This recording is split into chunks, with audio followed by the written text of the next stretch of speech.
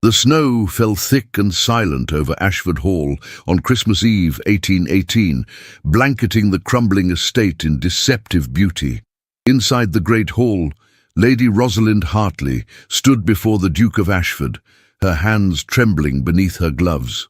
She had arrived as his contracted bride, a transaction arranged by her bankrupt father to settle debts. The Duke, a man of 30 with storm-grey eyes and a reputation for ruthlessness, had expected a decorative wife to grace his table. What he did not expect was the leather-bound ledger she placed before him at midnight, filled with calculations that revealed the true architect of his estate's ruin, his own trusted steward, who had been systematically bleeding the duchy dry for 5 years. If you're listening to this story, don't forget to click the like button, subscribe to the channel, and tell me in the comments what part of the world you're listening from. I want to know how far it's traveled. Rosalind Hartley had learned early that beauty was both blessing and curse. At 19, she possessed the delicate features and auburn hair admired in London's finest drawing rooms, but it was her mind that set her apart. A mind her father had considered wasted on a daughter. While her younger brother received tutors in mathematics and estate management, Rosalind had taught herself by candlelight, poring over her father's discarded account books and agricultural journals. The morning of her departure from Hartley Manor, she stood in her childhood bedroom, watching servants pack her trousseau into leather trunks.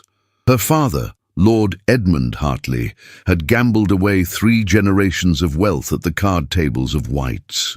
The marriage contract with the Duke of Ashford was his final desperate maneuver, Rosalind's hand in exchange for the settlement of £40,000 in debts.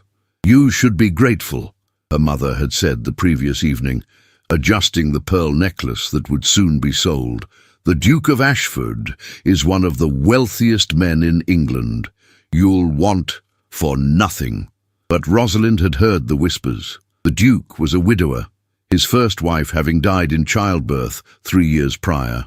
He was known for his cold efficiency, his ability to turn failing investments into gold, and his complete lack of sentimentality. He needed an heir and a hostess. She was simply the most convenient solution. The journey north to Derbyshire took 3 days through increasingly harsh winter weather. Rosalind travelled with only her lady's maid, Martha, a woman of 50, who had served the Hartley family since before Rosalind's birth. As their carriage climbed into the Peak District, the landscape grew wild and beautiful, rolling hills giving way to dramatic moorland. "They say Ashford Hall has 200 rooms," Martha offered, trying to lift her mistress's spirits. "And the Duke keeps a stable of 30 horses." Rosalind gazed out at the grey December sky. "They also say he dismissed his last housekeeper for moving a vase without permission." Ashford Hall emerged from the mist like something from a Gothic novel, a sprawling Jacobean mansion of grey stone with mullioned windows that caught the weak winter light. But as their carriage drew closer, Rosalind's trained eye noticed troubling details. Several windows on the east wing were boarded. The formal gardens showed signs of neglect, with overgrown hedges and untended paths. The fountain in the circular drive stood dry and cracked. A household of this size should have shown more activity, more life. Instead, an eerie quiet hung over the estate. The Duke himself met her in the great hall, a cavernous space with a hammer-beam ceiling and portraits of stern ancestors lining the walls. Sebastian Ashford, 6th Duke of Ashford, stood before the massive fireplace with the bearing of a man accustomed to absolute authority. He was tall and broad-shouldered, his dark hair touched with silver at the temples, despite his relative youth. His grey eyes assessed her with the same detachment one might use to evaluate livestock. "Lady Rosalind," he said, his voice deep and measured, "I trust your journey was tolerable." "Your Grace," she curtsied, keeping her eyes lowered as propriety demanded. "We shall be married in the chapel on Christmas Day, 3 days hence. Mrs. Blackwood will show you to your chambers. We dine at 8. He turned away before she could respond, his boots echoing on the flagstone floor as he disappeared down a corridor. Mrs. Blackwood, the housekeeper, was a thin woman with a pinched face and suspicious eyes. She led Rosalind through a maze of corridors, past rooms shrouded in holland covers, to a suite in the south wing. "The Duchess's chambers," Mrs. Blackwood announced, opening double doors to reveal a beautifully appointed bedroom with silk wallpaper and a four-poster bed. But here, too, Rosalind noticed signs of economy. Candles that had burned too low, a fire that was barely adequate for the room's size, curtains that showed wear at the edges. That first evening, Rosalind dressed for dinner in a gown of deep blue silk, one of the few fine things she had left. Martha arranged her hair in an elegant chignon, weaving in a ribbon that matched the dress. "You look every inch a duchess, my lady," Martha said softly. But Rosalind felt like an imposter, a girl playing dress-up in someone else's life. The dining room could have seated 40, but only 2 places were set, at opposite ends of a table that stretched the length of the room. The Duke arrived precisely at 8, changed into evening dress, his cravat tied with mathematical precision. They ate in near silence, served by footmen who moved like ghosts. The food was excellent: roasted pheasant, winter vegetables, a delicate trifle, but the portions were smaller than one would expect at a ducal table. "Your father speaks highly of your accomplishments," the Duke said finally, his tone suggesting he doubted this claim. "He mentioned you read French and Italian, Your Grace, also Latin and Greek." His eyebrow lifted fractionally. "Unusual for a young lady." "My father's library was extensive before he sold it." Something flickered in his eyes. Perhaps sympathy, perhaps merely acknowledgement of her family's fall. "You'll find Ashford Hall's library adequate. You may use it as you wish." "Thank you, Your Grace. You should know what I expect from this marriage, Lady Rosalind. I require an heir. I require a hostess capable of managing this household and representing the duchy at social functions. I require discretion and obedience. In return, you will have security, status, and freedom to pursue whatever genteel hobbies occupy your time. Do you understand?" Rosalind met his gaze directly for the first time. "Perfectly, Your Grace." After dinner, unable to sleep, she explored the corridors near her chambers. The house seemed to hold its breath around her, full of shadows and secrets. She found herself in a portrait gallery where generations of Ashfords stared down with varying degrees of hauteur. She paused before a recent painting, a young woman with kind eyes and a gentle smile, holding a baby wrapped in lace. "The late Duchess," a voice said behind her. Rosalind turned to find an elderly man in a butler's livery. "I'm sorry. I didn't mean to intrude." "No intrusion, my lady. I'm Graves, head butler. That's Her Grace, Lady Catherine, and the young master who didn't survive." "I'm so sorry." Graves nodded slowly. His Grace was a different man before. Laughed more, smiled more. Now he works himself to exhaustion, trying to hold everything together. Hold everything together. But Graves seemed to realize he'd said too much. "I bid you good night, my lady." Rosalind returned to her chambers with a growing unease. Something was wrong at Ashford Hall, something beyond grief and winter gloom. The signs were everywhere for those who knew how to look: the reduced staff, the neglected maintenance, the careful economies masked by remaining grandeur. She had been sent here as a decorative solution to a duke's need for an heir, but Rosalind suspected the Duke of Ashford's problems ran far deeper than a lack of wife. Christmas Day dawned cold and bright, the sun glinting off snow-covered grounds. Rosalind woke to Martha drawing back the curtains and the realization that this was her wedding day, a day she had once imagined would be filled with joy and love, not duty and transaction. "The seamstress brought your dress, my lady," Martha said quietly, gesturing to where a gown of ivory silk hung like a ghost. "It's beautiful." It was beautiful. Layers of silk and lace, embroidered with seed pearls, the kind of gown that should have made any bride's heart sing. Instead, Rosalind felt only a hollow resignation as Martha helped her dress, arranged her hair, and placed a wreath of winter roses on her head. The chapel at Ashford Hall was a jewel of medieval architecture, with stained glass windows that cast coloured light across stone floors.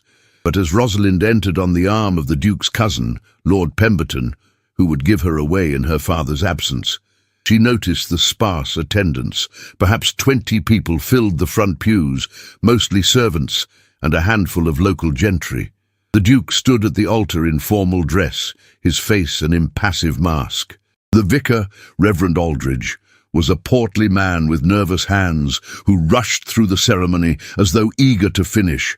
"Dearly beloved, we are gathered here in the sight of God." Rosalind barely heard the words. She made her responses mechanically, felt the Duke's hand, cold and impersonal, take hers as he slipped a heavy gold ring onto her finger. When the vicar pronounced them man and wife, the Duke's kiss was perfunctory, a brief brush of lips that held no warmth. The wedding breakfast was held in the great hall, where tables had been arranged for the small gathering. Rosalind sat beside her new husband at the head table, smiling until her face ached, accepting congratulations from people whose names she couldn't remember. It was during the toasts that everything unraveled. Mr. Cornelius Blackwell, the Duke's steward, rose to speak. He was a man of perhaps 45, with thinning hair and the soft hands of someone who worked with ledgers rather than land. Rosalind had met him briefly the previous day. He'd seemed obsequious and overly familiar with the Duke. "Your Graces, honoured guests," Blackwell began, his voice carrying across the hall. "It is my privilege to have served the Ashford estate for 15 years, through times of prosperity and challenge." The Duke's jaw tightened almost imperceptibly. "As steward, I have always endeavoured to provide His Grace with complete transparency regarding the estate's finances, which is why I must take this opportunity, on this joyous occasion, to address a matter of some urgency." A murmur rippled through the guests.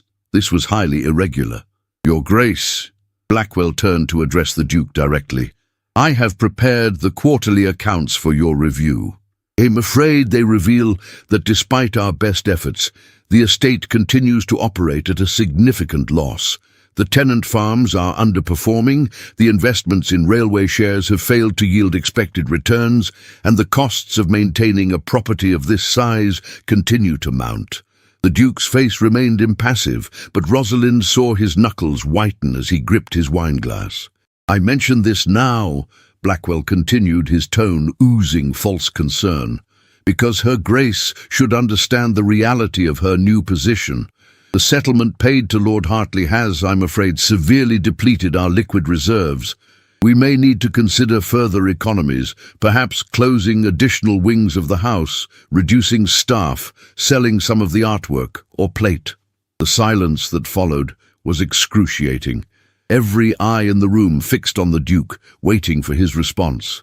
Rosalind felt the humiliation wash over her. She was not just a purchased bride, but an expensive burden that had pushed the estate toward ruin. Lady Thornbury, a sharp-featured woman who Rosalind had learned was the Duke's aunt, spoke up. "Surely this discussion could have waited for a more appropriate time, Mr. Blackwell." "With respect, my lady, financial realities do not observe social niceties. His Grace has been reluctant to face certain hard truths. Perhaps a wife's practical influence will help him see reason." The Duke stood slowly, his movements controlled, but radiating barely suppressed fury. "This breakfast is concluded. I thank you all for attending." Guests began to disperse quickly, eager to escape the awkward scene. Rosalind sat frozen, her wedding breakfast congealing on her plate, feeling the weight of every pitying glance. As the hall emptied, the Duke turned to Blackwell. "My study. Now." "Of course, Your Grace. I have the ledgers prepared." "Now." After they left, Lady Thornbury approached Rosalind. She was a handsome woman in her 60s, with intelligent eyes that missed nothing. "My dear child, I apologize for that unseemly display. Blackwell has always been presumptuous, but this exceeded all bounds." "Is it true?" Rosalind asked quietly. "Is the estate truly in such dire condition?" Lady Thornbury hesitated. "Sebastian has faced challenges since Catherine's death, but I've always suspected—" She stopped, seeming to reconsider her words. "You should rest, my dear. It's been an overwhelming day." But Rosalind couldn't rest. She retreated to her chambers where Martha helped her out of the wedding gown, but her mind churned with questions. Something about Blackwell's performance had struck her as theatrical, calculated. Why humiliate the Duke publicly? Why reveal financial difficulties at a wedding breakfast? That evening she was expected to join the Duke for dinner, but a footman brought word that His Grace was indisposed and would dine in his study. Rosalind ate alone in her chambers, the isolation of her new life settling over her like a shroud. Later, unable to sleep, she wrapped herself in a dressing gown and ventured into the quiet corridors. She found herself drawn toward the east wing.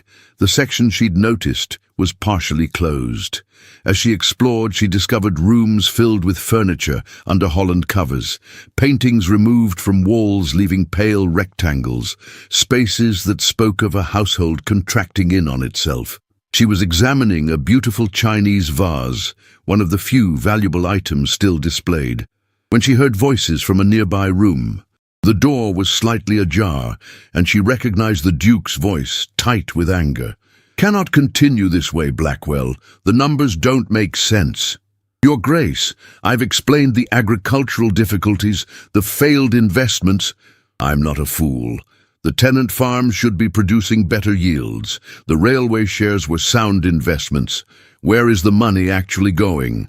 I resent the implication, Your Grace. I have served your family faithfully. Then you won't object to an independent audit." A pause, then Blackwell's voice, colder now. "An audit would be expensive, Your Grace, and given your current financial position, inadvisable. Unless you wish to sell more property, perhaps the London house, or we could approach Lady Rosalind's family for an additional settlement." Rosalind heard something slam. A fist on a desk, perhaps. "Get out, Your Grace. Get out before I forget myself." Rosalind hurried back toward her chambers, her heart pounding. She had heard enough to confirm her suspicions. The Duke wasn't a spendthrift or a poor manager. He was being systematically robbed by the man he trusted most. But proving it would be another matter entirely. The days following Christmas were among the bleakest of Rosalind's life. The Duke avoided her almost entirely, taking his meals in his study and spending long hours riding across the estate, despite the bitter cold. When they did encounter each other in corridors or doorways, he was coldly polite, treating her like an unwelcome guest rather than his wife. Rosalind understood his resentment. In his eyes, she represented the £40,000 that had drained his reserves, the final burden that might break the estate. The fact that she'd had no choice in the arrangement mattered little. On the third day of her marriage, Lady Thornbury returned to Ashford Hall. She found Rosalind in the library, surrounded by books on agricultural management and estate accounting. "My dear girl," Lady Thornbury said, settling into a chair by the fire. "What on earth are you reading?" Rosalind closed the volume on crop rotation. "I'm trying to understand." "Understand what?" "How an estate this size, with this much productive land, could be failing." Lady Thornbury studied her with new interest. "You have a head for figures? My father never thought so. But I kept the household accounts at Hartley Manor for 3 years before he sold everything. I know what proper management looks like, and I know what embezzlement looks like." The older woman's eyes widened. "You suspect Blackwell, don't you?" Lady Thornbury rose and closed the library door firmly before returning. "I've suspected for 2 years, but I have no proof, and Sebastian won't hear a word against him. Blackwell has been with the family since the old Duke's time. Sebastian trusts him implicitly. Then we need to find proof." My dear, this isn't your concern. I'm the Duchess of Ashford now." Rosalind interrupted quietly. "This estate is my home, my future. If it fails, I fail with it, and I won't sit idle while someone steals from my husband." Lady Thornbury smiled for the first time since Rosalind had met her. "You're not what I expected, child. Sebastian chose better than he knew. He didn't choose. He purchased, perhaps. But you're here now, and you have a mind. Let's use it." Over the following week, Lady Thornbury became Rosalind's ally and guide. She introduced her to the household staff, the tenant farmers, the local gentry. More importantly, She provided context, stories of how the estate had functioned under the old Duke, how it had changed after Sebastian inherited, and how everything had deteriorated after Catherine's death. Sebastian threw himself into work after he lost Catherine and the baby, Lady Thornbury explained one afternoon as they walked through the portrait gallery. He trusted Blackwell to manage the details while he focused on larger investments. That's when things began to go wrong. Rosalind paused before Catherine's portrait again. She was very beautiful. She was very kind. The staff adored her. The tenants loved her. She had a gift for making people feel seen. Lady Thornbury touched Rosalind's arm gently. Sebastian loved her deeply. I don't say this to hurt you, but so you understand. He's not cruel by nature. He's wounded. I know. I don't expect his love, but I won't accept his contempt either. It was during a visit to the estate office, a building separate from the main house, that Rosalind made her first real discovery. Blackwell was away in the village, and his assistant, a nervous young man named Timothy Hodge, was managing the day's business. "Your Grace," Timothy stammered when Rosalind entered with Lady Thornbury. "I wasn't expecting, that is, Mr. Blackwell didn't mention. We're simply familiarizing ourselves with the estate operations," Lady Thornbury said smoothly. "Don't let us disturb you." While Lady Thornbury engaged Timothy in conversation about tenant leases, Rosalind examined the office. It was meticulously organized, too organized perhaps. Ledgers lined the shelves in perfect rows, each spine labeled in Blackwell's precise hand. On the desk lay the current accounts book, open to a page of expenditures. Rosalind's eyes scanned the entries: repairs to tenant cottages, seed purchases, equipment maintenance, all reasonable expenses. But something nagged at her. "Mr. Hodge," she said casually, "I notice there's an entry here for repairs to Meadowbrook Cottage. Quite extensive repairs, new roof, new windows. That must have been a significant project." Timothy glanced at the ledger. "Oh yes, Your Grace, though I believe those repairs were completed last spring." "Last spring? But this entry is dated November." Timothy's face went pale.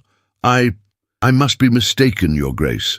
But Rosalind saw the truth in his eyes. He knew something was wrong, but he was too frightened to speak. That evening, Rosalind requested an audience with the Duke. A footman returned with the message that His Grace would receive her in his study at 9 o'clock. The Duke's study was a masculine space of dark wood and leather, with maps of the estate covering one wall and shelves of agricultural journals lining another. The Duke sat behind a massive desk, his face illuminated by lamplight, looking exhausted. "Your Grace," Rosalind began, remaining standing when he didn't invite her to sit. "I wish to discuss the estate accounts." His expression hardened. "That's not your concern." "With respect, it is my concern. I'm your wife. This is my home. A home you were purchased for. Let's not pretend this is a real marriage, Lady Rosalind." The words stung, but she kept her voice steady. "No, let's not pretend. You needed money to save your estate, and my father needed money to save his reputation. We're both victims of circumstance, but that doesn't mean I'm useless." He leaned back in his chair, studying her. "What do you want?" "I want to help. I have some experience with household accounts. I don't need a wife who dabbles in bookkeeping. I need—" He stopped, seeming to catch himself. "An heir," Rosalind finished quietly. "Yes, you've made that clear. But until that's accomplished, I need something to occupy my time. Let me review the accounts. If everything is in order, you've lost nothing. If I find discrepancies, you've gained valuable information. Blackwell has managed these accounts for 15 years. Then he won't mind a second set of eyes." The Duke was silent for a long moment. Finally he said, "You may review the household accounts only. The estate finances are beyond your scope." It wasn't everything she wanted, but it was a start. "Thank you, Your Grace." As she turned to leave, he spoke again. "Lady Rosalind, why do you care? You could live comfortably here regardless of the estate's financial health. You'd still be a duchess." She looked back at him. "Because I'm not decorative, Your Grace. I'm capable, and I won't watch everything crumble without trying to help." Something shifted in his expression. Not warmth exactly, but perhaps a grudging respect. The next morning, Rosalind began her work in earnest. Mrs. Blackwood, under orders from the Duke, provided the household ledgers for the past 3 years. Rosalind set up a workspace in the morning room, spreading documents across a large table, and began the painstaking process of verification. Lady Thornbury visited daily, sometimes bringing her nephew, Dr. Marcus Aldridge, the vicar's younger brother who had recently returned from studying medicine in Edinburgh. Dr. Aldridge was perhaps 30, with an easy manner and intelligent eyes that held genuine interest when Rosalind explained what she was doing. "You're conducting an audit," he observed, examining her careful notations. "That's quite sophisticated work." "It's necessary work," Rosalind replied. "Numbers don't lie, Dr. Aldridge. People do." "Marcus, please." "And I agree entirely. I've often thought estate management could benefit from the same rigorous methodology we use in medicine: observation, hypothesis, testing." Their conversations became a bright spot in Rosalind's isolated existence.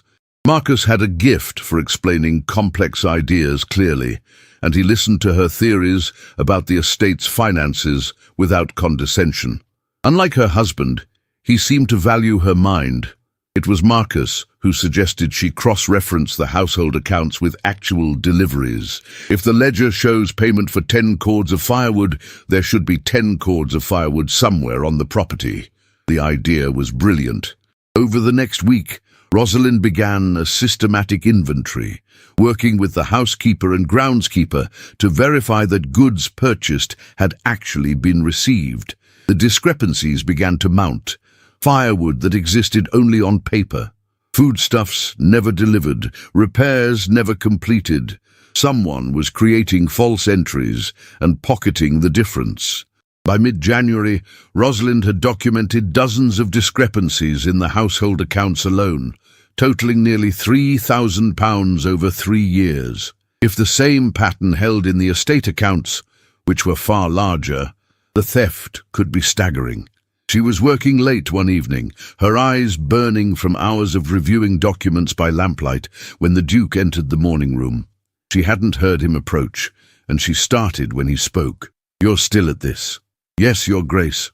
She stood, suddenly aware of how informal she must look, with her hair coming loose from its pins and ink stains on her fingers. He moved to the table, examining her careful charts and calculations. "What have you found?" "Systematic theft, Your Grace. Someone has been creating false entries in the household accounts for at least 3 years. The amounts are small enough to avoid immediate notice, but they accumulate significantly." "How much?" "Nearly £3,000 that I can document, possibly more." His face went very still. "Who?" "The entries are in Mr. Blackwell's hand, but that doesn't necessarily mean—" "It's Blackwell." The Duke's voice was flat, certain. "It's been Blackwell all along." He sank into a chair, and for the first time since she'd met him, Rosalind saw the mask crack. He looked devastated, betrayed. "I trusted him," the Duke said quietly. "After Catherine died, after I lost the baby, I couldn't manage everything. I gave him more authority, more freedom, and he used it to rob me blind." Rosalind moved closer, driven by instinct. "It's not your fault, Your Grace." "Isn't it? I should have seen it. I should have questioned, investigated. Instead, I buried myself in grief and let a thief destroy everything my family built." "You were in pain. He exploited that. But we can stop him now." The Duke looked up at her, really looked at her, perhaps for the first time since their wedding. "Why are you doing this? You owe me nothing." "I owe myself something," Rosalind said firmly. "I won't be useless. I won't be decorative. I won't stand by while wrong goes unpunished." Something kindled in his grey eyes. Respect, gratitude, perhaps the first spark of something more. "What do you need?" "Access to the estate accounts. All of them. If we're going to expose Blackwell, we need irrefutable proof." The Duke stood, decision made. "You'll have them tomorrow. And Lady Rosalind, thank you." It was the first time he'd thanked her for anything. The first time he'd spoken to her as a partner rather than an obligation. As he left, Rosalind returned to her work with renewed energy. She had found her purpose at Ashford Hall, and perhaps, just perhaps, she had found a way to reach her husband's wounded heart. The estate accounts arrived the next morning in locked boxes, delivered personally by the Duke with a warning. Blackwell cannot know you're reviewing these. He's already suspicious of your interest in the household ledgers. Rosalind worked with obsessive focus, often forgetting meals, losing track of time. The pattern of theft was even more extensive than she'd feared. Blackwell had been embezzling for at least 5 years, possibly longer. He'd created a complex web of false transactions. Phantom tenant payments, inflated repair costs, invented expenses for equipment and livestock that never existed. The amounts were staggering. By Rosalind's calculations, Blackwell had stolen upward of £70,000. It's brilliant in a terrible way, Marcus observed when Rosalind shared her findings with him and Lady Thornbury. He's hidden the theft across hundreds of small transactions. No single entry is large enough to raise suspicion. But taken together, they've nearly destroyed the estate, Lady Thornbury said grimly. Sebastian must confront him. Not yet, Rosalind cautioned. We need more than suspicions. We need evidence that would stand up in court. If Blackwell has been this careful, he's likely hidden the money somewhere. We need to find it. It was Marcus who suggested they investigate Blackwell's own circumstances. A man stealing this much money must be spending it somewhere. Does he live extravagantly? Discreet inquiries revealed that Blackwell had recently purchased a substantial property in Cheshire, a country house with 50 acres, far beyond what a steward's salary could afford. He'd also made significant investments in his own name, including shares in a Manchester textile mill. He's been building his own fortune with stolen money, Rosalind said, the pieces falling into place. The question is, can we prove the money came from the estate? The answer came from an unexpected source. Timothy Hodge, Blackwell's assistant, appeared at Ashford Hall late one evening, asking to speak with the Duchess. He was brought to the morning room, where Rosalind was working. "Your Grace," Timothy said, his hands shaking, "I can't stay silent any longer. Mr. Blackwell he's been doing things that aren't right. I've tried to tell myself it wasn't my business, but after you asked about those repairs to Meadowbrook Cottage, I started paying attention." "Tell me everything," Rosalind said gently. Timothy's testimony was damning. He described how Blackwell had instructed him to create duplicate ledgers, one set showing inflated expenses for the Duke's review, another set with actual costs. He explained how Blackwell had established accounts with merchants who existed only on paper, paying them for goods never delivered and pocketing the money himself. "I have documents," Timothy said, producing a leather satchel. "I've been keeping copies. I was afraid, Your Grace, afraid of what Mr. Blackwell might do if he knew I suspected. But I can't watch him destroy the estate anymore." The documents Timothy provided were the final piece of evidence. With them, Rosalind could trace the stolen money from the estate accounts to Blackwell's personal investments. "You've been very brave, Mr. Hodge," Rosalind said, "and you may have saved Ashford Hall." That evening, she presented everything to the Duke in his study: the calculations, the false ledgers, Timothy's testimony, the documentation of Blackwell's purchases. The Duke reviewed it all in silence, his face growing harder with each page. £70,000, he said finally. "He stole £70,000. And we can prove every penny," Rosalind confirmed. "We have enough to bring criminal charges. He'll face prison." The Duke looked at her with something like awe. "You did this. In less than a month, you uncovered what I missed for 5 years. You were grieving." He counted on that. "I was a fool. You were human, Your Grace. We all are." He stood and moved to the window, looking out over the snow-covered grounds. "I need to confront him, publicly. I want everyone who witnessed that humiliation at our wedding breakfast to see him exposed. Then we'll host a dinner," Lady Thornbury suggested. She joined them for the revelation, her face flushed with vindicated anger. "Invite the local gentry, the same people who were at the wedding. Let Blackwell think he's still in your confidence. Then reveal everything. The dinner was arranged for the following Saturday. Invitations went out to 30 guests, including all the prominent families of the district. Blackwell, suspecting nothing, helped organize the event, even suggesting the menu. Rosalind spent the intervening days preparing. She had the documents organized, the evidence arranged in irrefutable sequence. She also, at Lady Thornbury's insistence, ordered a new gown from the local dressmaker, a creation of deep emerald silk that brought out the auburn in her hair. "You're not just the woman who exposed a thief," Lady Thornbury said firmly. "You're the Duchess of Ashford. You should look the part." The night of the dinner, Rosalind stood before her mirror, while Martha arranged her hair in an elaborate style woven with pearls. The woman looking back at her was different from the frightened girl who'd arrived at Ashford Hall 6 weeks earlier. She looked confident, purposeful, powerful. The Duke was waiting at the bottom of the main staircase when she descended. He was dressed in formal evening wear, and when he saw her, something flickered in his eyes. Appreciation, perhaps even admiration. "You look magnificent," he said, offering his arm. "Thank you, Your Grace." "Sebastian," he corrected quietly. "I think we're past formalities, don't you?" It was the first time he'd invited such intimacy. Rosalind felt a flutter of something unexpected. Not quite hope, but its precursor. The guests arrived promptly at 8. The dining room had been opened fully for the first time since Rosalind's arrival. All the candelabras lit, the best china and crystal displayed. It looked like the home of a wealthy duke, not a failing estate. Blackwell circulated among the guests, playing the role of trusted advisor, accepting compliments on the arrangements. He seemed entirely at ease, unsuspecting. Dinner was a lavish affair, multiple courses, fine wines, elegant service. Rosalind played the perfect hostess, conversing gracefully with the guests, making everyone feel welcome. She noticed Marcus watching her from across the table, his expression warm with approval.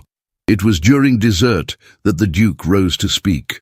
"Ladies and gentlemen, I thank you for joining us this evening. When last we gathered at my wedding breakfast, there was some unpleasantness regarding the estate's finances. Uncomfortable glances were exchanged. Blackwell's smile became fixed. Mr. Blackwell, my steward, expressed concern about the estate's viability. He suggested that my marriage had depleted our reserves and that harsh economies would be necessary." The Duke's voice was calm, almost conversational. "I'm pleased to report that Mr. Blackwell was quite wrong." Blackwell's face went pale. "Your Grace, I merely presented the facts." "The facts, Mr. Blackwell, are these. For at least 5 years, you have been systematically embezzling from the Ashford estate. You have created false ledgers, invented expenses, and stolen approximately £70,000. Gasps echoed through the dining room. Blackwell stood abruptly, his chair scraping loudly. "This is outrageous. Your Grace, I have served your family faithfully. You have served yourself," the Duke interrupted, his voice hard as iron. "My wife, the Duchess, has spent the past month conducting a thorough audit of the estate accounts. She has documented every false entry, every phantom expense, every penny you stole, and she has traced the money to your personal investments." All eyes turned to Rosalind. She stood, moving to stand beside her husband, presenting a united front. "Mr. Blackwell," she said clearly, "you purchased a property in Cheshire for £12,000. You invested in a textile mill in Manchester. You established accounts with merchants who don't exist. We have testimony from your assistant, Mr. Mahodge, describing how you created duplicate ledgers. We have documentation of every theft." Blackwell's face had gone from pale to red, fury and fear warring in his expression. "You stupid girl! You think you understand estate management? You're a child playing with numbers you can't comprehend." "I comprehend theft perfectly well," Rosalind said coldly, "as will the magistrate when we present our evidence tomorrow morning." "You've destroyed this estate," Blackwell shouted, abandoning all pretense. "The old Duke never questioned me. Sebastian was too weak, too distracted by his dead wife to notice. I built my fortune from the scraps of this failing duchy, and I earned every penny." "You earned nothing," the Duke said. "You're a thief and a liar. Graves, summon the constable." 2 footmen moved to block the doors as Blackwell looked wildly around the room, seeking escape or support. He found neither. The guests watched in horrified fascination as the man who had seemed so respectable revealed his true nature. The constable arrived within the hour. Blackwell was led away in chains, still protesting his innocence, still hurling insults at Rosalind and the Duke. After he was gone, the guests departed quickly, eager to spread the news. Only Lady Thornbury and Marcus remained. "Well," Lady Thornbury said, sinking into a chair, "that was dramatic." "That was justice," the Duke corrected. He turned to Rosalind, taking her hand, the first time he'd touched her voluntarily since their wedding. "You saved Ashford Hall. You saved my family's legacy. I can never repay that debt." "I don't want repayment," Rosalind said softly. "I want a partnership, a real marriage, built on respect and trust." "You have it," Sebastian said, and the warmth in his voice made her heart skip. "If you'll be patient with me. I've been lost for a long time, but you've shown me the way back." Marcus cleared his throat diplomatically. "I should take my leave. But Lady Rosalind, I wanted to say, you've been extraordinary. Your intelligence, your courage, your determination. Ashford Hall is fortunate to have you as its duchess." After they left, Sebastian and Rosalind stood alone in the dining room, surrounded by the remnants of the evening. "I was wrong about you," Sebastian said quietly. "I thought you were just another burden, another expense. But you're the best thing that's happened to this estate in years, the best thing that's happened to me." "I'm not Catherine," Rosalind said, needing to address the ghost between them. "No, you're not. Catherine was kind and gentle and good. But you're brilliant and fierce and strong. I loved Catherine, and I always will. But I think I could love you too if you'll let me try." It wasn't a declaration of passion, but it was honest. And for Rosalind, who had expected nothing but duty, it was enough. "I'd like that," she said. Sebastian smiled, the first real smile she'd seen from him, and raised her hand to his lips. "Then let's begin again, Lady Rosalind. Properly this time." The arrest of Cornelius Blackwell sent shockwaves through Derbyshire society. Within days, the story had spread to London, where it became the scandal of the season. The Duchess of Ashford, barely 20 years old and married less than 2 months, had exposed one of the most elaborate embezzlement schemes in recent memory. Letters poured into Ashford Hall, some offering congratulations, others seeking details. A few from other estates asking Rosalind to review their accounts. She declined the latter politely, focusing instead on the monumental task of rebuilding what Blackwell had destroyed. With the evidence of theft, the Duke's solicitors were able to seize Blackwell's assets, the Cheshire property, the textile mill investments, various bank accounts. It wouldn't recover everything, but it would return approximately £40,000 to the estate, enough to stabilise the finances and begin proper repairs. Timothy Hodge was promoted to steward, a position he accepted with nervous gratitude. Under Rosalind's guidance, he implemented new accounting procedures, double-entry bookkeeping, regular audits, transparent reporting.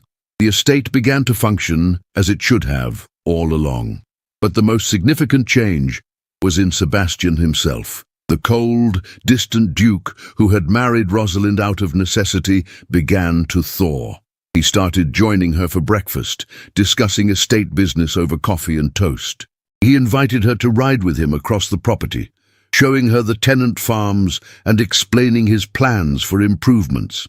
He asked her opinion on investments, on hiring decisions, on matters both large and small. "You have a gift for this," he said one afternoon as they reviewed proposals for new drainage systems. "You see patterns, connections. You think systematically." "My father called it unfeminine," Rosalind replied, making a notation on the proposal. "Your father was an idiot. Sebastian's bluntness made her laugh. "You're wasted on household management. You should be helping run the estate properly." "You'd trust me with that?" "I'd trust you with anything." The words, simple and sincere, meant more than any flowery declaration. Their relationship deepened gradually, built on mutual respect and growing affection. Sebastian told her about Catherine, about the pain of losing both wife and child in one terrible night. Rosalind shared her own history, the loneliness of being clever in a world that valued beauty, the humiliation of her family's fall, the fear she'd felt arriving at Ashford Hall. "I thought you hated me," she admitted one evening as they sat by the fire in the library. "I hated what you represented," Sebastian corrected, "the final proof of my failure. But you weren't a burden. You were a lifeline. I was drowning, and you pulled me to shore." "We pulled each other to shore," Rosalind said. He took her hand, his thumb tracing circles on her palm. "I want this to be a real marriage, Rosalind. Not just a partnership, but something more. I want to court you properly, the way I should have from the beginning." "We're already married, Sebastian." "Then I'll court my wife, starting now." And he did. He brought her flowers from the greenhouse, winter roses and forced tulips. He commissioned a portrait of her to hang beside Catherine's in the gallery, not to replace his first wife, but to honor his second.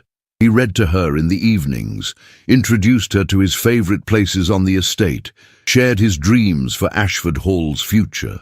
Marcus continued to visit regularly, and Rosalind valued his friendship. But she noticed that Sebastian grew tense when the doctor was present, his manner becoming formal and guarded. "You're jealous," Lady Thornbury observed one afternoon when Sebastian had found an excuse to interrupt Rosalind and Marcus's conversation about agricultural chemistry. "I'm not jealous," Sebastian protested.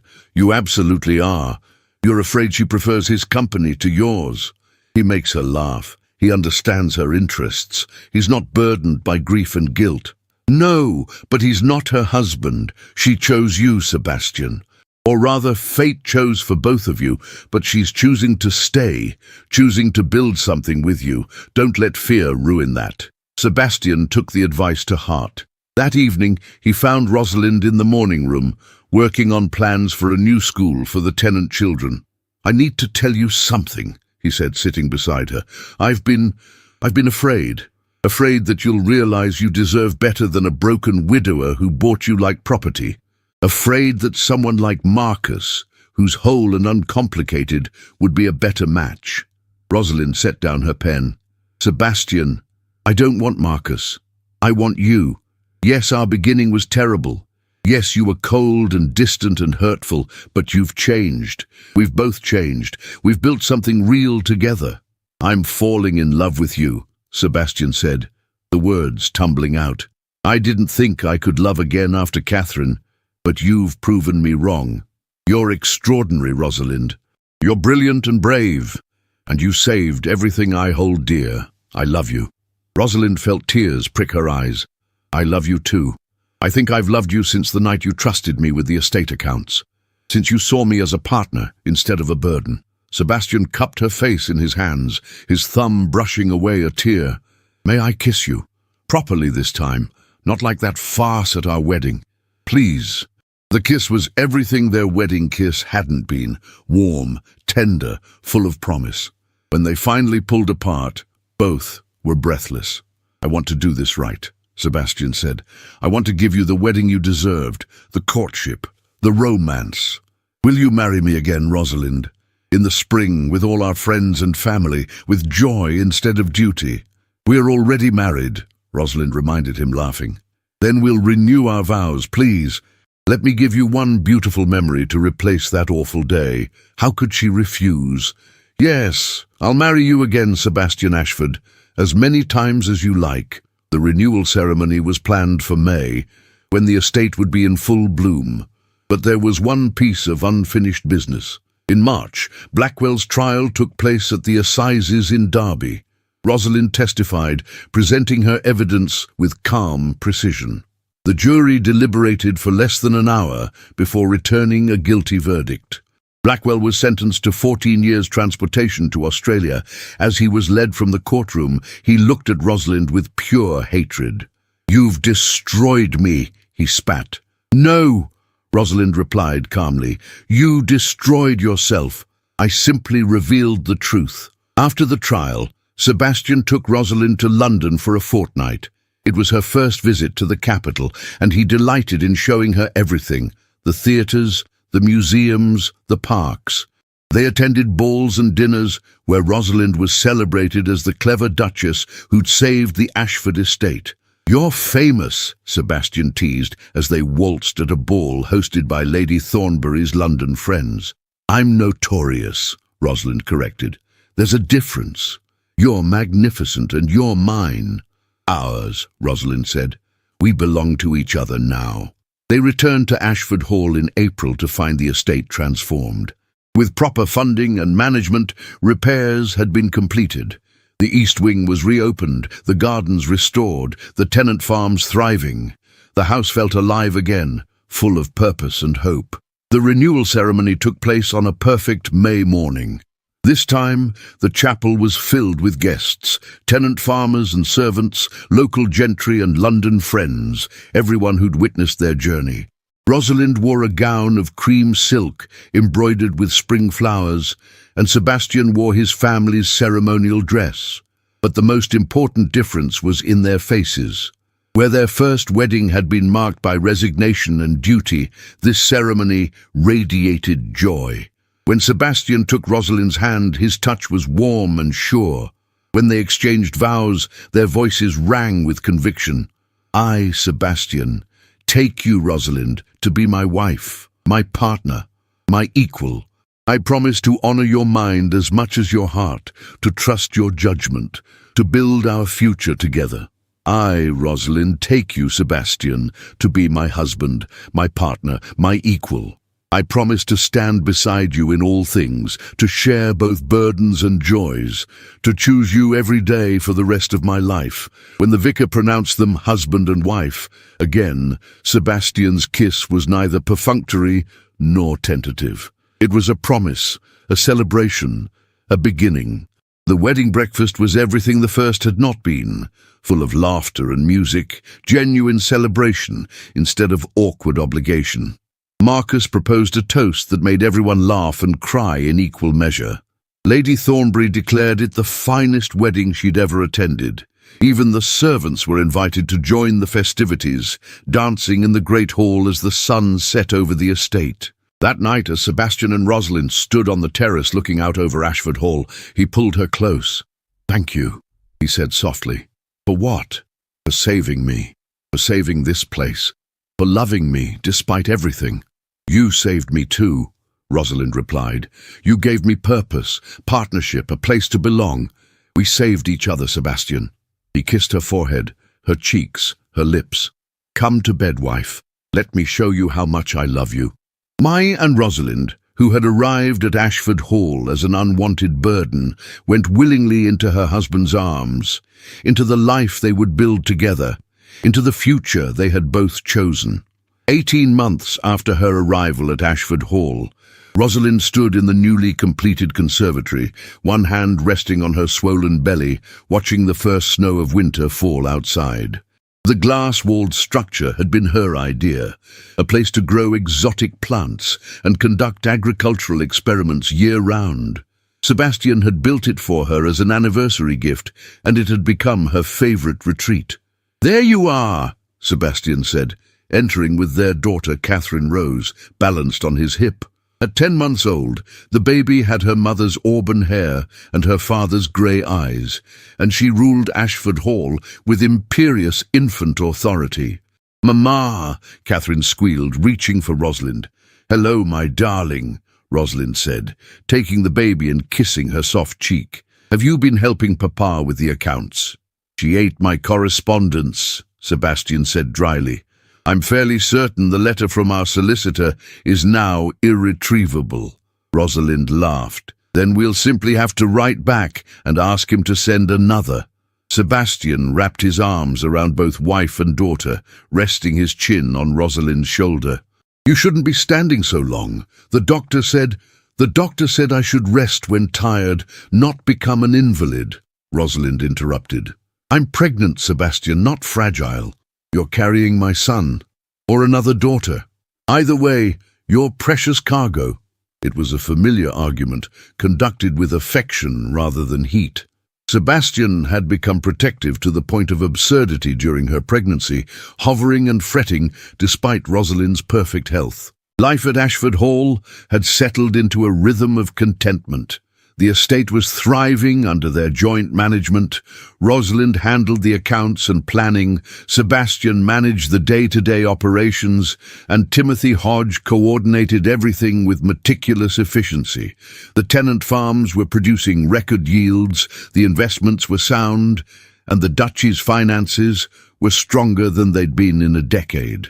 But more than financial success, the estate had regained its heart. The house was filled with life again, servants who smiled and laughed, guests who visited regularly, children from the tenant farms who attended the new school Rosalind had established. The darkness that had hung over Ashford Hall after Catherine's death had lifted, replaced by hope and purpose. Rosalind had also found her own place in the wider world. She'd published a treatise on estate management under a pseudonym, which had been surprisingly well received in agricultural circles. Several other estates had quietly sought her advice on improving their accounting systems. She'd even been invited to address the Royal Agricultural Society, though she'd declined. Being a duchess was one thing, being a public intellectual quite another. I received a letter from Marcus today, Sebastian said, swaying gently to soothe Catherine, who was growing drowsy. He's been offered a position at St. Bartholomew's Hospital in London. He's considering accepting. And that's wonderful for him, Rosalind said, meaning it. Marcus had become a dear friend to both of them, his visits a highlight of their social calendar. He'll be brilliant there. He also mentioned that he's courting someone, a doctor's daughter from Edinburgh. Good, he deserves happiness. Sebastian kissed her temple.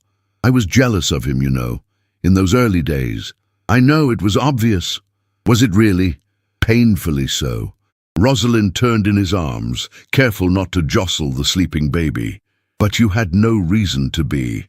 I admired Marcus's mind, but I loved yours. I still do. Even when I'm being overprotective and absurd? Especially then.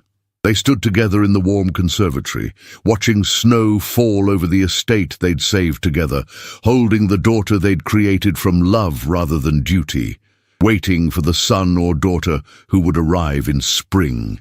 Do you ever think about that first day? Sebastian asked quietly. When you arrived here and I was so cold to you? Sometimes, but only to appreciate how far we've come. I was drowning and I didn't even know it. I thought I was managing, coping, surviving, but I was just existing, going through motions. And then you came, and you saw everything I'd missed. You saved me, Rosalind.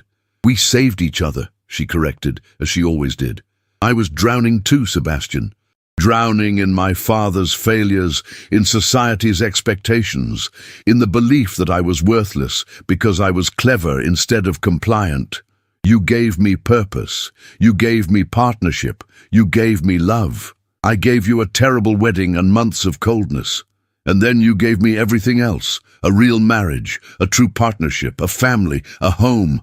Sebastian's eyes were bright with emotion.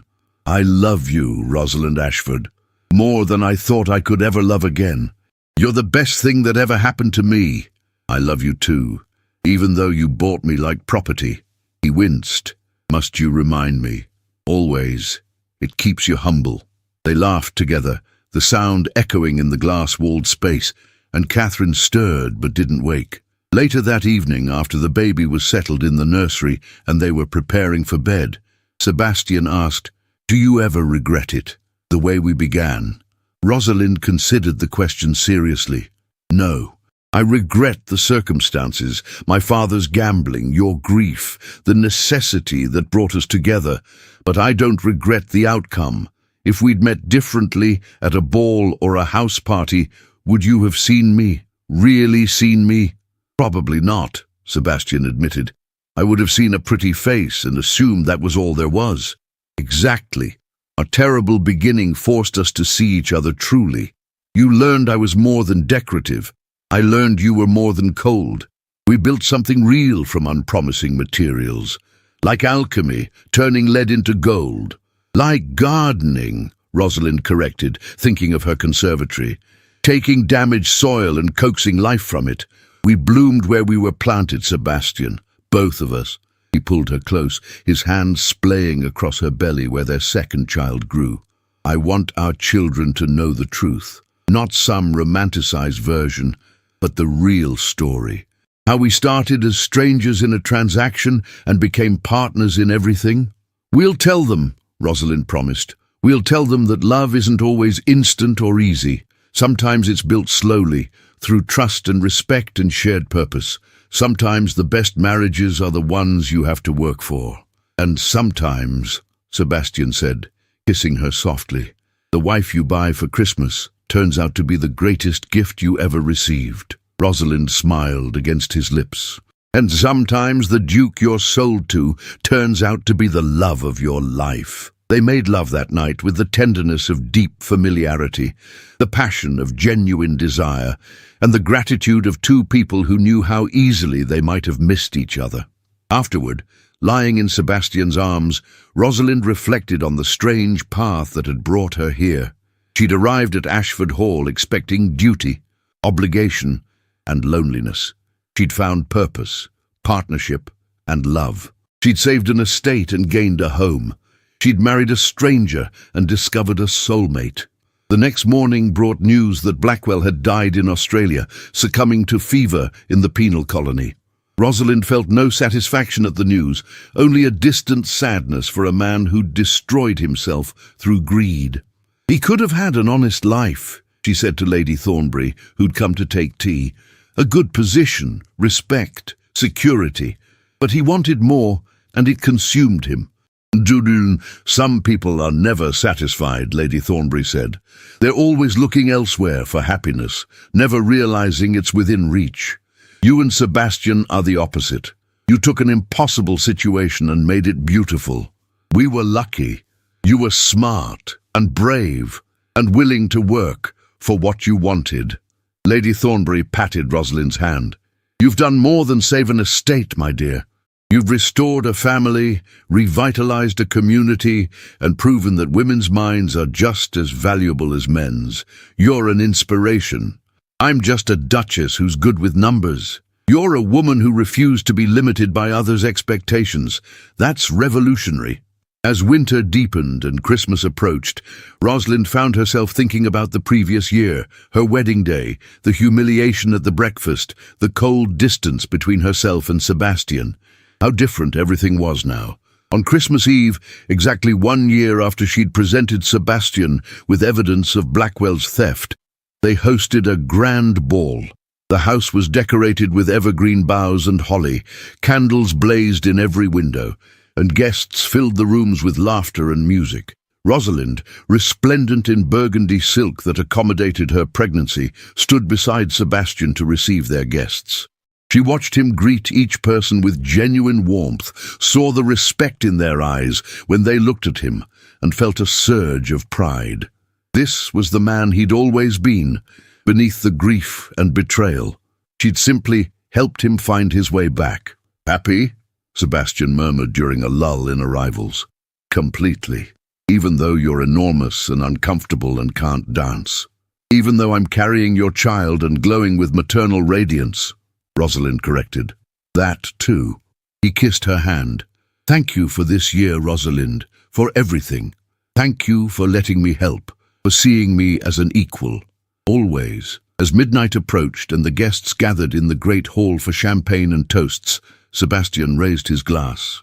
1 year ago tonight, he said, his voice carrying across the room, my wife gave me an extraordinary Christmas gift. She gave me truth. She exposed the corruption that was destroying this estate, and in doing so, she saved everything I hold dear. But more than that, she gave me hope. She showed me that even the darkest situations can be transformed through intelligence, courage, and love. He turned to Rosalind, his eyes shining. You came here as a stranger, purchased like property, expected to be ornamental and obedient. Instead, you became my partner, my equal, my greatest blessing. You're the most remarkable woman I've ever known, and I thank God every day that your father was a terrible gambler. Laughter rippled through the crowd, and Rosalind felt tears on her cheeks. To the Duchess of Ashford, Sebastian concluded, raising his glass higher. The woman who saved my estate, restored my heart, and gave me a future worth living. To my wife, my love, my Rosalind. To the Duchess, the guests echoed, and the great hall rang with their voices. Later, as they stood together on the terrace watching snow fall over Ashford Hall, Rosalind leaned against Sebastian's chest and thought about the journey that had brought them here. She'd been so frightened that first night, so certain she was entering a prison. Instead, she'd found freedom to use her mind, to pursue her interests, to be herself fully and without apology. "What are you thinking?" Sebastian asked, his arms wrapped around her. "That I'm grateful. For all of it, even the hard parts, they made us who we are. Wise and slightly mad. Partners, equals, a team." Sebastian rested his hand on her belly, feeling their child move beneath his palm. "I can't wait to meet this one, to tell them about their mother, the brilliant woman who saved Ashford Hall, and their father, the Duke who learned to trust and love again. We'll tell them together. Everything, the good and the bad, the real story," Rosalind agreed. "Not a fairy tale, but something better, a story about two people who chose each other day after day and built something lasting from unpromising beginnings." As the clock struck midnight and Christmas Day began, Sebastian turned Rosalind in his arms and kissed her deeply, thoroughly, with all the love he'd learned to express over their year together. "Merry Christmas, wife. Merry Christmas, husband." And Rosalind Ashford, who had arrived at this estate expecting nothing but duty, looked around at the home she'd helped restore, the man she'd learned to love, the family they were building together, and knew with absolute certainty that she was exactly where she belonged. She had bloomed where she was planted, and the garden she'd cultivated was more beautiful than anything she could have imagined. Thank you for listening to this story of love, redemption, and the power of partnership. If you enjoyed following Rosalind and Sebastian's journey from a cold transaction to a warm and lasting love, please subscribe to the channel and leave a comment sharing your thoughts. What part of their story resonated most with you? Have you ever found unexpected blessings in difficult circumstances? I'd love to hear your reflections. And if you know someone who would enjoy this tale of a clever duchess and the Duke who learned to appreciate her, please share this story with them. Until next time, remember that sometimes the most beautiful gardens grow from the rockiest soil.